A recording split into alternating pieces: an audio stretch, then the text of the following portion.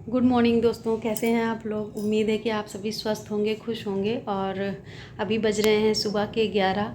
और आज मैं मॉर्निंग में बिल्कुल उठ नहीं पाई क्योंकि मेरी तबीयत ठीक नहीं थी। सर में बहुत ज़्यादा दर्द हो रहा था, जिस वजह से मैं आज सुबह उठी भी नहीं। ना लाइव स्टडी की मैंने, ना सुबह मैंने कुछ भी पढ़ाई नहीं की।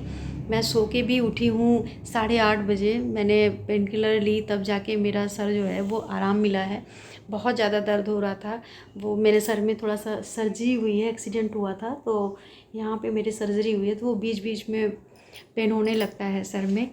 तो बस उसी वजह से आज कुछ ज़्यादा ही सर में दर्द था। मैं सुबह उठ नहीं पाई, ना बिल्कुल पढ़ाई हुई मेरी आज की। और कल होली थी, होली के उसमें भी ज़्यादा मेरी पढ़ाई नहीं हो पाई। मॉर्निंग में ही जो हो पाई थी वही मैंने पढ़ाई की थी।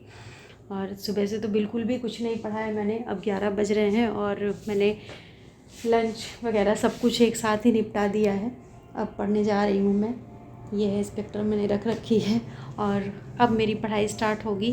कम से कम 5 से 6 घंटे का टाइम मेरे पास है अभी पढ़ने के लिए। और अभी कोई काम नहीं है मेरे पास, तो मैं अपनी पढ़ाई अब शुरू करूँगी। और होता है ना कि जब हम टारगेट बनाते हैं और उसे कंप्लीट नहीं कर पाते हैं तो टेंशन भी होने लगती है। और मैं लेटे लेटे यही सोच रही थी कि बताओ, मैंने जो टारगेट्स बना रखे हैं, अगर मैं ऐसे ही पढ़ाई नहीं कर पाऊँगी तो कब कंप्लीट होंगे, कैसे मेरा पूरा होगा। और 20 दिन का ही मेरे पास टाइम भी है। तो आज मैं वही सोच रही थी कि इस टेंशन को हम टेंशन की तरह क्यों लें, बल्कि इसे एक चुनौती की तरह हमें एक्सेप्ट करना है। और मैंने भी वही पहले तो यही सोचा कि बताओ कितना नुकसान हो रहा है और मैं मॉर्निंग में पढ़ नहीं पाई।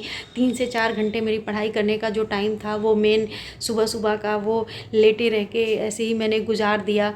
तबीयत ना ठीक होने की वजह से मेरी कितनी पढ़ाई का नुकसान हो गया है।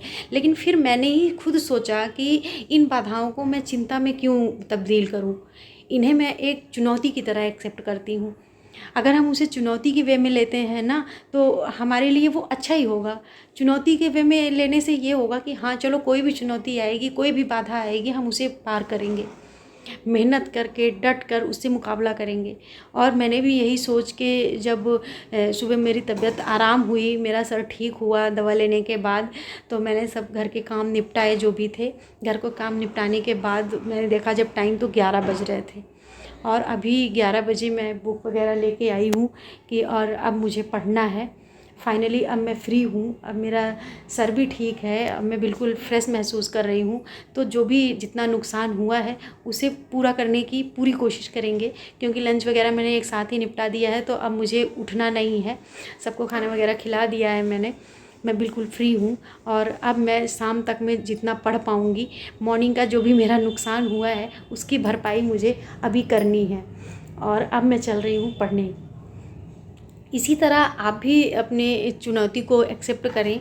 जो भी बाधाएं आएँ उसे अपनी चुनौती की तरह एक्सेप्ट कर सकते हैं। और ये नहीं कि उसके आगे घुटने टेक दें, हार मान लें, बल्कि उसके आगे आपको जीतना है।